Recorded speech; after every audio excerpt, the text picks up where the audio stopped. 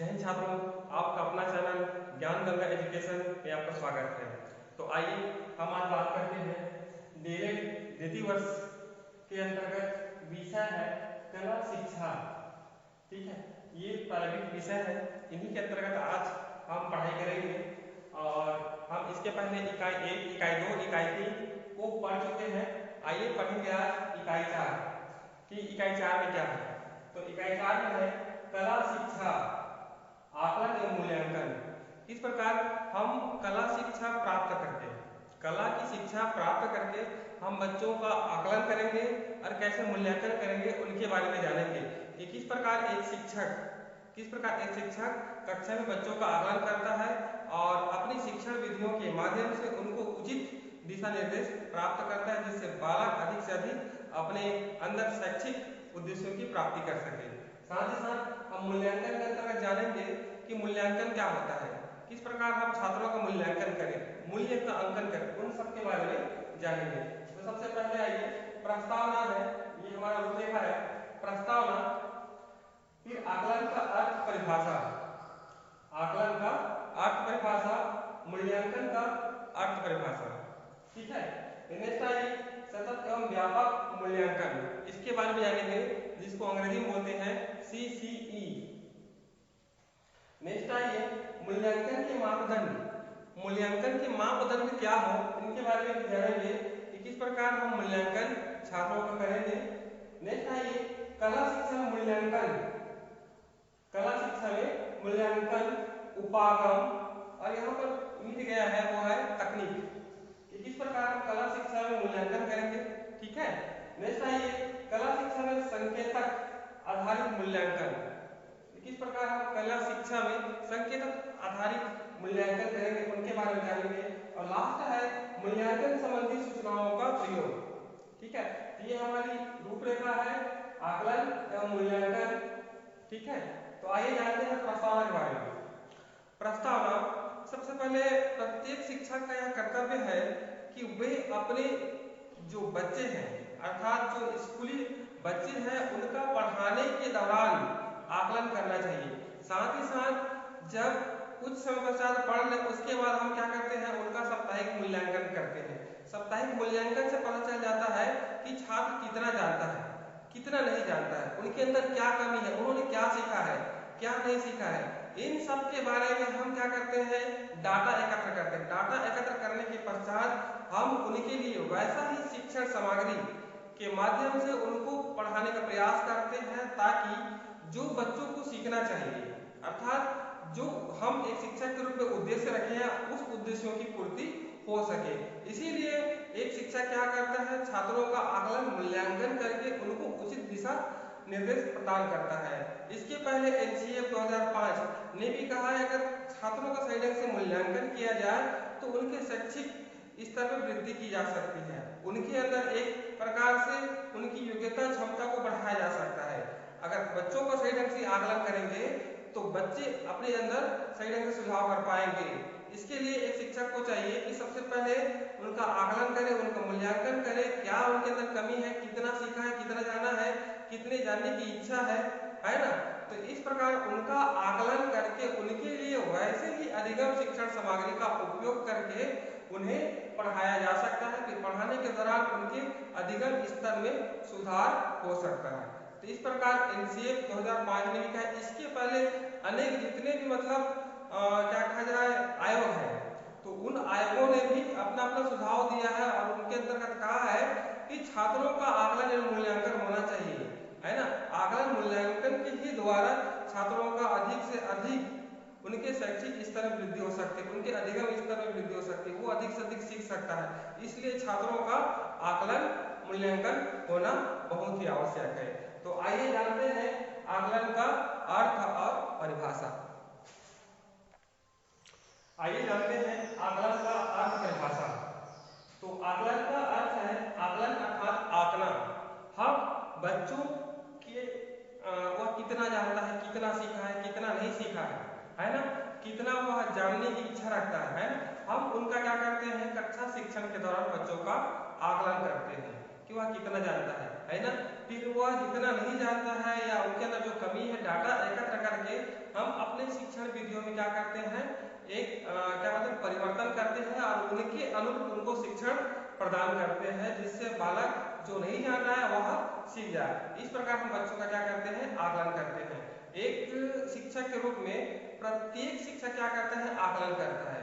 अगर हम अपने मानव समाज में देखा जाए तो हम अपने गांव में हम अपने आसपास के लोगों को आंकते हैं कि वो बहुत अच्छा है, वो बुरा है, वो ठीक नहीं है ना, वो बहुत ही अच्छा व्यक्ति, उनका व्यवहार अच्छा है। इस प्रकार से हम क्या करते हैं, दिन प्रतिदिन हम किसी न किसी व्यक्ति को आंकते हैं, ठीक है। तो वो हो गया हमारा आकलन। ठीक उसी प्रकार कक्षा शिक्षण में पढ़ाने के दौरान हम बच्चों को क्या करते हैं, आंकते हैं कि वह कितना जानता है, कितना सीख रहा है, कितना नहीं सीख रहा है, उनके अंदर क्या कमी है, सीखने की और क्या कारण हो सकते हैं। इस प्रकार हम आंक करके उनके लिए आवश्यक शिक्षण सामग्री के माध्यम से हम उनको वैसे ही पढ़ाने का प्रयास करते हैं जिनसे वह अपने अधिगम स्तर में और सुधार कर सके।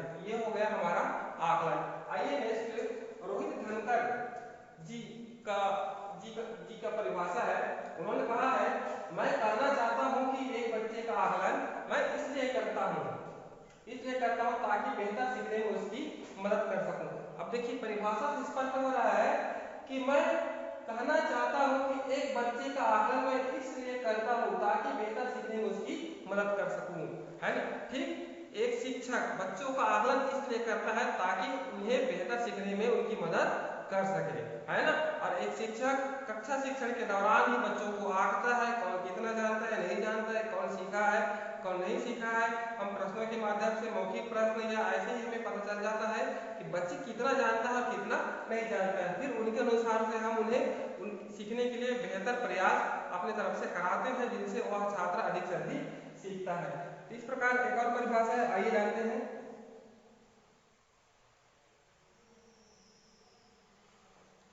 और ऐसे और आप परिभाषा बना सकते हैं, है ना, कि मैं बच्चों का आकलन इसलिए कर रहा हूँ ताकि उनकी बेहतर सीखने में मदद कर सकूँ, है ना। और ऐसा हो सकता है उनकी इच्छा, क्षमता, योग्यता आदि को आंक करके हम उनके लिए आवश्यक शिक्षण सामग्री के माध्यम से जो सिखाने का प्रयास करते हैं वो आकलन कहलाता है। इस प्रकार और हम आकलन की परिभाषा बना सकते हैं या दे सकते हैं, ठीक है। ये हुई आकलन की परिभाषा। अब आइए चलते हैं मूल्यांकन।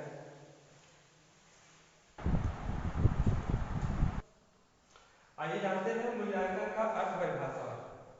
तो मूल्यांकन का अर्थ होता है मूल्य का अंकन करना, अर्थात बच्चों के अंदर आदत, व्यवहार, उनका चरित्र, है ना, वह कैसे दूसरों के साथ व्यवहार करता है, वह पाठ में कितने अंक प्राप्त करता है या परीक्षा में कितने अंक लाता है, अपने मित्रों के साथ कैसा व्यवहार, शिक्षकों के साथ कैसा व्यवहार है, इन सब मूल्यों का क्या करते हैं, अंकन करते हैं। इसी को बोलते हैं मूल्यांकन, ठीक है।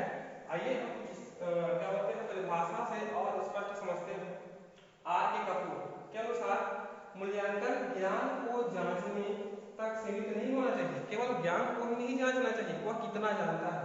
उनका कहना है वरन इसके लिए इसके छात्रों को समझदारी, कौशल, अब यहाँ पर कहा उनके अंदर समझदारी, वह कितना समझता है लोगों को, अपने आप को, कौशल, वह कितने दक्षता प्राप्त कर लिया है, वृत्तियां अर्थात उनकी मनोवृत्तियां कैसी है, तथा रुचियों, वह पाठ में कैसे रुचि लेता है, कक्षा में कैसे रुचि लेता है ना, बाहर कैसे रुचि लेता है, घर में अपने पाठ्य पुस्तक के प्रति कितना रुचि लेता है, इन सब की भी जांच की जानी चाहिए।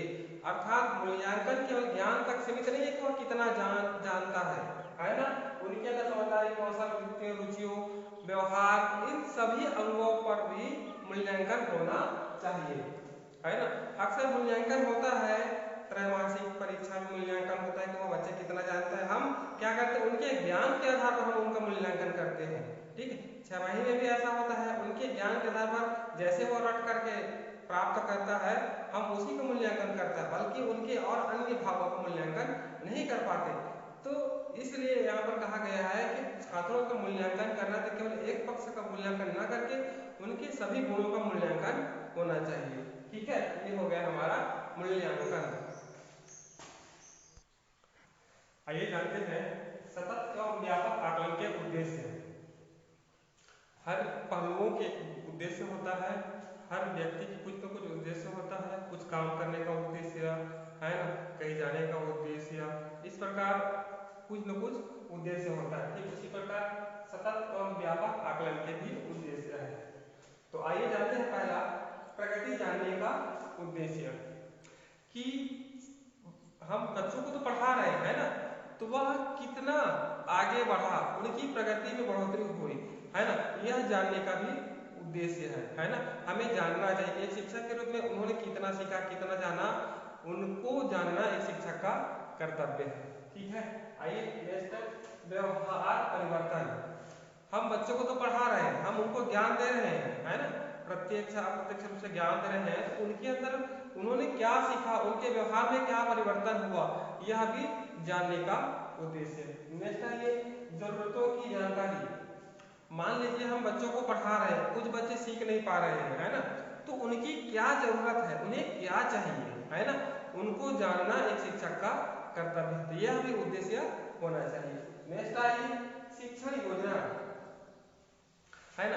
अब हम जरूरतों को तो जान गए, लेकिन उसके लिए क्या करना चाहिए, हमें आवश्यक शिक्षण सामग्री का प्रयोग करना चाहिए, टीचिंग एड का प्रयोग करना चाहिए। हमें मॉडल के माध्यम से, हमें चार्ट के माध्यम से या अन्य पत्रिका के माध्यम से छात्रों को अधिक से अधिक सीखने के बेहतर प्रयास कराना चाहिए, जिससे मतलब वो अधिक से अधिक सीख सके। आइए नेक्स्ट बच्चों की मदद। अब हम एक शिक्षक के रूप में हमारा यह कर्तव्य बनता है कि बच्चों की मदद करें।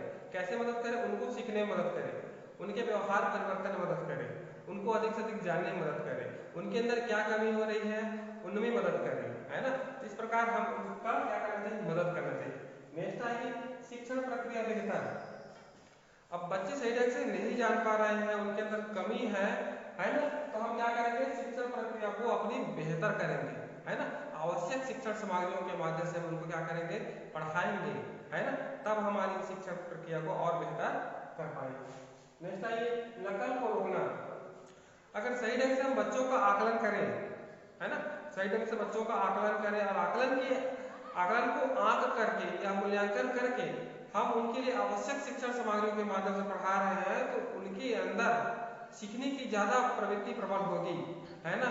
जब वो ज्यादा से ज्यादा सीखेगा, ज्ञान अर्जन करेगा, तो क्या होगा, नकल को रोका जा सकता है, नकल को रोका जा सकता है। नेक्स्ट आइए संभावना खोजना, कि बच्चे तो बहुत कुछ सीख रहे हैं, है ना, तो सीखने की क्या संभावना होनी चाहिए, या कुछ बच्चे सही ढंग से नहीं जान रहे हैं, है ना, तो उनके लिए क्या संभावना और हो सकती है, उनकी जरूरत क्या हो सकती है, उनके लिए क्या करना चाहिए, हमें अनेक से अनेक उपागम खोज करके उनके लिए ये संसाधन इकट्ठा करा करके हम उनके लिए संभावना खोजने का प्रयास करना चाहिए। नेक्स्ट आइए भय को कम करना या दूर करना। आकलन और मूल्यांकन के द्वारा ही या आकलन के द्वारा ही हम परीक्षा के भय को कम किया जा सकता है। अधिकतर परीक्षा में सभी बच्चे डरे रहते हैं, अपने आप को भयभीत समझते हैं कि क्या होगा, हमारा क्या होगा, कितना मेरा पेपर बन पाएगा, इस प्रकार से डरते हैं। लेकिन आकलन की प्रक्रिया में कक्षा शिक्षण के दौरान होने के कारण, है ना, उनकी कमियों को दूर किया जाता है और उनके लिए विशेष माहौल तैयार किया जाता है, जिनसे वह क्या होता है, भय से दूर हो जाता है, और जब वह पेपर में बैठता है तो वह डर और भय नहीं रहता। नेक्स्ट आइए प्रगति को अभिभावकों को प्रेरित करना, यह भी एक उद्देश्य है। कहने का तात्पर्य यह है कि छात्र कितना प्रगति कर पा रहे हैं, कितना जान रहे हैं, है ना, तो उन प्रगति को क्या करना चाहिए, अभिभावकों को प्रेरित करना चाहिए, ताकि आप उनके माता पिता को भी पता चले कि उनका लड़का कितना जानता है, कितना नहीं जान रहा है। तो इस प्रकार ये सतत एवं व्यापक आकलन के 10 उद्देश्य हैं। इन उद्देश्यों को सही ढंग से पालन किया जाए तो बच्चों के अंदर आकलन के द्वारा उन्हें सही सिखाया जा सकता है, उनके व्यवहार को परिवर्तन किया जा सकता है, उनके अंदर सामाजिक राजनीतिक गुण पैदा किया जा सकता है। तो इस प्रकार ये हो गए आकलन के उद्देश्य। नेक्स्ट आइए जानते हैं मूल्यांकन के मापदंड, कि मूल्यांकन के मापदंड क्या हो, मतलब किस प्रकार से हम एक शिक्षा के रूप में क्या करें बच्चों के लिए, किस प्रकार हम स्वयं का मूल्यांकन करें, इन सब के बारे में पढ़ेंगे। ये 7 है। तो सबसे पहले आइए चलते हैं, मूल्यांकन बच्चे के लिए ना होकर शिक्षक के लिए ही हो। कहने का तात्पर्य यह है कि जब हम बच्चों का है ना। बच्चों के लिए बच्चों को मूल्यांकन करते हैं कि बच्चों का क्या चाहिए, उनकी क्या उपयोगिता है, उन्हें सीखने में कहाँ कठिनाई हो रही है, इन सब का मूल्यांकन तो हम करते ही हैं। छात्र में साथ में एक शिक्षक के रूप में हम स्वयं का मूल्यांकन करें कि एक शिक्षक के रूप में बच्चों का मूल्यांकन जब हम कर रहे हैं तो हम ऐसे शिक्षण सामग्रियों को आके कि हम बच्चों के लिए बेहतर कर सकें, है ना। ऐसे शिक्षण टीचिंग एड का उपयोग करें, यह भी हमें एक आंकना चाहिए कि हम एक शिक्षक के रूप में बच्चों की कितनी मदद कर सकते हैं, कहाँ पर मदद करने की जरूरत है। इस प्रकार एक शिक्षक अपने आप को भी आंके, है ना। इसलिए कहा गया है कि मूल्यांकन बच्चे के लिए ना होकर के शिक्षक के लिए भी हो। आपको पता है जब एक शिक्षक छात्रों का टेस्ट लेता है ना, तो 10 में 3 नंबर पाया है, मान के चलिए 10 में 3 नंबर पाया है, तो इसमें यहाँ पर हम बच्चों को दोषी नहीं ठहरा सकते, यहाँ पर एक शिक्षक भी दोषी है, क्योंकि वह क्यों पाया, 10 में 3 नंबर क्यों पाया, है ना, है ना। इस प्रकार हम अपने आप का भी आकलन करते हैं, शायद मेरे पढ़ाने का जो तरीका था वो गलत है ना, गलत नहीं है, लेकिन कुछ उसमें कमी है, इसमें सुधार करने की आवश्यकता है। इस प्रकार हम अपना भी आंकते हैं, है ना, और एक शिक्षक को आंकना चाहिए स्वयं को भी। नेक्स्ट आइए, मूल्यांकन प्रक्रिया आधारित हो। कहने का तात्पर्य है कि मूल्यांकन हो एक प्रक्रिया पर आधारित हो, हम केवल रचना का मूल्यांकन ना करें बल्कि उन्होंने कैसा रचा किसी कविता को। आइए हम उदाहरण के माध्यम समझते हैं। मान के चलिए किसी ने ए से बी तक ए से जेड तक पढ़ा, है ना, तो हम यहाँ का मूल्यांकन ना करके पूरे प्रक्रिया का ए से लेकर B C D E F G, है ना, इस पूरे प्रक्रिया का क्या करना चाहिए, हमें आकलन करना चाहिए।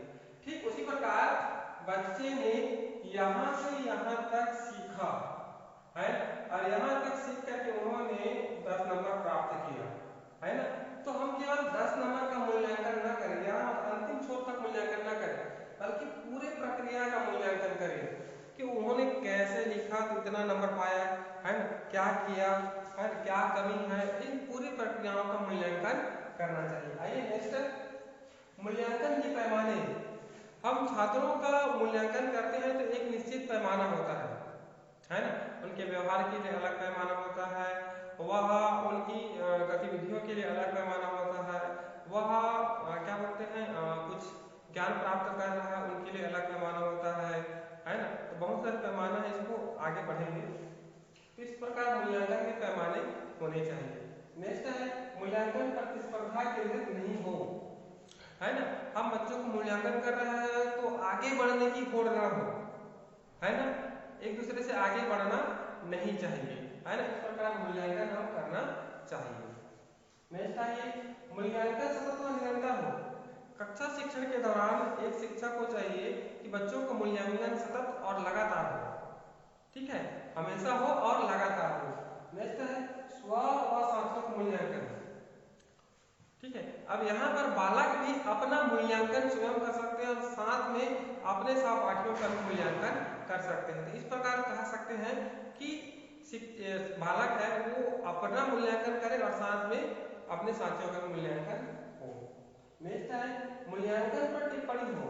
मान लीजिए हम छात्रों का मूल्यांकन करते हैं, मूल्यांकन करने के पश्चात उनके मतलब जो भी लिखा है उनके आधार पर हम उनको क्या करते हैं, एक निश्चित अंक प्रदान करते हैं, है ना, तो वहां पर हमें टिप्पणी देना चाहिए, उन्होंने बहुत अच्छा लिखा, यहाँ पर सुधार करने की आवश्यकता है, यहाँ पर और थोड़ा सुधार करने की आवश्यकता है, यहाँ बहुत अच्छा है, इस प्रकार से हम वहां पर टिप्पणी दें, एक प्रकार से कहा जाए तो उनको फीडबैक प्रदान करें, है ना, इस प्रकार मूल्यांकन के मापदंड हो।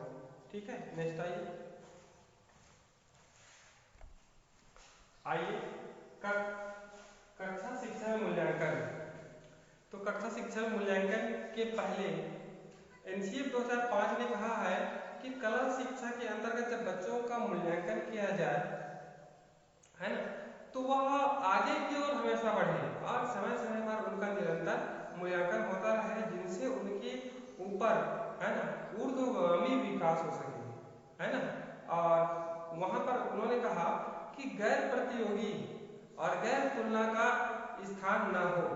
कहने का तात्पर्य है कि प्रतियोगी परीक्षा जो होता है ना, प्रतियोगी आकलन करते हैं, है ना, वो नहीं होना चाहिए। इस प्रकार से एनसीए 2005 ने कहा, है ना। और समय समय पर जब बच्चों का आकलन करेंगे तो वो आगे की ओर हमेशा बढ़ता रहेगा और उसी आधार से उनके लिए हम आवश्यक शिक्षण सामग्रियों का प्रयोग करें। तो आइए चलते हैं कक्षा शिक्षा में मूल्यांकन। तो पहला है पूर्व प्राथमिक स्तर पर। पूर्व प्राथमिक स्तर को ही हम आंगनबाड़ी कहते हैं, है ना। आंगनबाड़ी अर्थात जो बच्चे आंगनबाड़ी पढ़ने के लिए जाते हैं उसको पूर्व प्राथमिक विद्यालय कहते हैं। तो इसमें कहा गया है कि जो पूर्व प्राथमिक स्तर विद्यालय है, जब बच्चे वहां जाए तो वहां पर कोई परीक्षा नहीं होना चाहिए, ठीक है। और कहा गया है प्रक्रिया आधारित हो। इसके पहले हमने प्रक्रिया के बारे में बताया कि हम रचना का मूल्यांकन नहीं करें, अर्थात जो कैसे रचा गया उनका मूल्यांकन हो। और कहा गया कि मानदंड आधारित हो, है ना, एक निश्चित पैमाना हो, है ना, इस प्रकार से मानदंड आधारित हो। और गैर प्रतियोगी हो, अर्थात प्रतियोगी परीक्षा का कोई स्थान न हो। और निरंतर और लगातार। तो इस प्रकार बच्चों का जब आकलन हो तो ऐसा हो, इस प्रकार से प्राथमिक स्तर के बच्चों के लिए सुझाव दिया गया। अब आइए प्राथमिक स्तर। अब प्राथमिक स्तर यहाँ पर बता दूं कि 1 से लेकर 5 तक के बच्चों को प्राथमिक स्तर कहते हैं, ठीक है। आइए ध्यान से देखते हैं। यहाँ पर जब बच्चों का आकलन हो तो कैसा हो, है। यहाँ पर कहा गया है कि बच्चे ध्यान से देखते हुए सीखे, है ना। कोई भी अगर वह कार्य कर रहे हैं, कोई भी पढ़ रहे हैं या कोई भी मतलब चित्र बना रहे हैं तो ध्यान से देखते हुए सीखें। सहजता हो अर्थात सरलता हो, मुक्त अभिव्यक्ति हो अर्थात वह स्वयं से अभिव्यक्त कर सके अर्थात बोल सके, है ना, ऐसा आकलन हो। फिर कहा गया है गतिविधि आधारित हो, है ना। जब बच्चों का आकलन हो तो गतिविधि आधारित हो। उन गतिविधियों के माध्यम से हम पता लगा सकते हैं कि वह कितना जानता है, कितना समझता है, कितने उनको सिखाने की आवश्यकता करता है। इस प्रकार गतिविधि आधारित हो। और कहा है कि प्रत्येक बच्चे का समूह कार्य में भाग हो। मान लीजिए कोई भी गतिविधि होता है ना, तो जो भी समूह कार्य होता है उसमें उनका क्या हो, भाग हो। भाग लेने से भी पता चलता है कि कौन बच्चा कितना जान रहा है, कितना जानने की आवश्यकता है और कितना हम उसको सिखा सकते हैं। अब आइए उच्च प्राथमिक 6 से 8 तक को उच्च प्राथमिक बोला जाता है, ठीक है।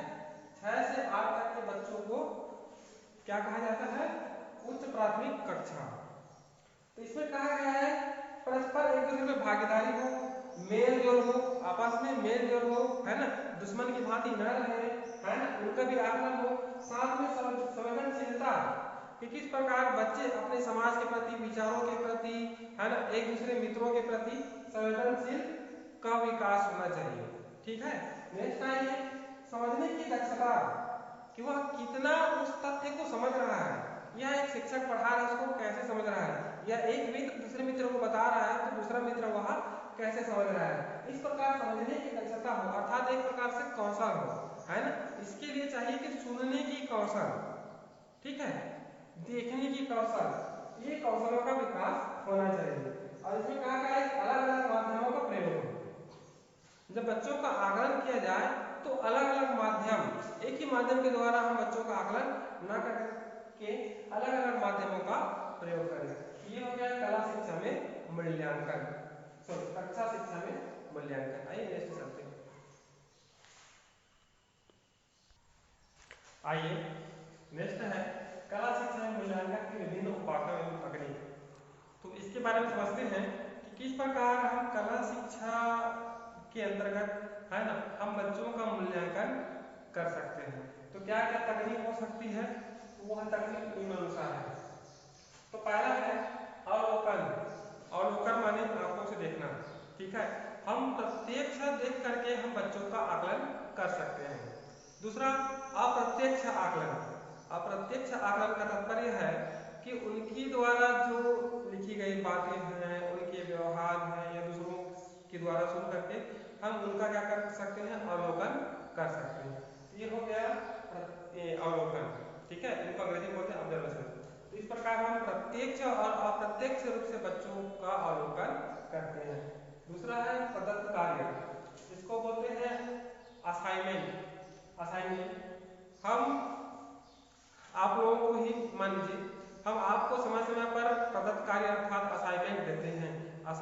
के द्वारा हम क्या करते हैं, उनको समझ करके पढ़ करके आपके व्यवहार का, आप जो लिखे हैं उनका हम क्या करते हैं, आकलन करते हैं। ठीक उसी प्रकार अभी परीक्षाएं चल रही है ना, तो परीक्षाएं चल रही है तो उनको देखकर क्या करते हैं, हम उनका मूल्यांकन करते हैं। मूल्यांकन से पता चल जाता है कि वह कितने अंक की योग्य है। तो इस प्रकार हम असाइनमेंट के माध्यम से हम बच्चों का आकलन करते हैं। नेक्स्ट आइए परियोजनाएं।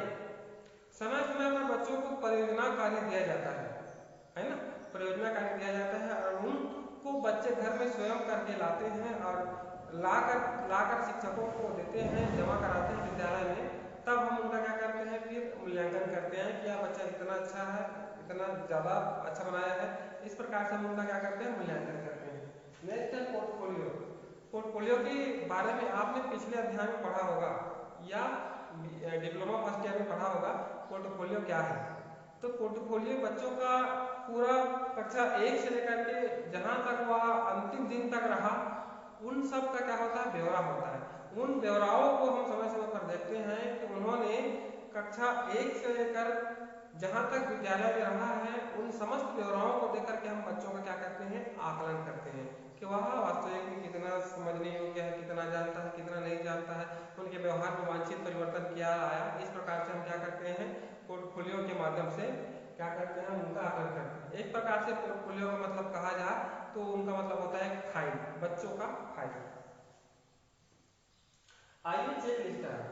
एक प्रकार से चेक लिस्ट का मतलब होता है एक प्रश्नोत्तरी, है ना। प्रश्नोत्तरी बच्चों को दिया जाता है, बच्चे अपने ज्ञान के समझ के अनुसार उनको भरते हैं। भरने के बाद वो शिक्षकों के पास जमा करते हैं, फिर शिक्षक क्या करते हैं, उनका आकलन करते हैं, मूल्यांकन करते हैं। ठीक है। Next time rating scale.